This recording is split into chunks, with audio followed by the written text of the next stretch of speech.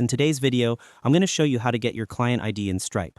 Whether you're a developer setting up OAuth integration or someone connecting an external app to your Stripe account, this quick and simple guide will walk you through everything you need to know to find your client ID easily. First, open your preferred web browser and go to stripe.com. Once you're there, click on the Sign In button at the top right corner of the page.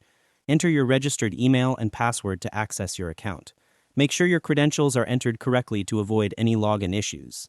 After signing in, you'll be redirected to your Stripe dashboard. This is your control center for managing payments, settings, and integrations.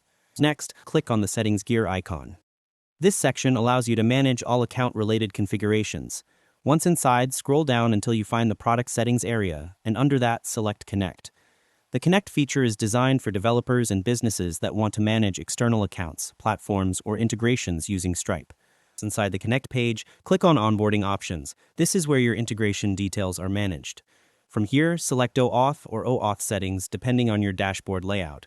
OAuth is the protocol that enables secure communication between your application and Stripe.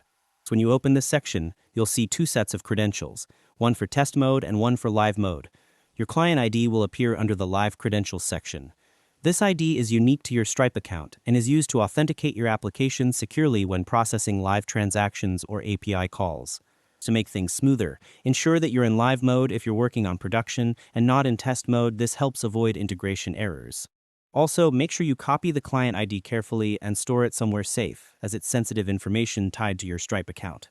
Once you have your client ID, you can go ahead and use it in your application's integration setup or when configuring your OAuth redirect URLs.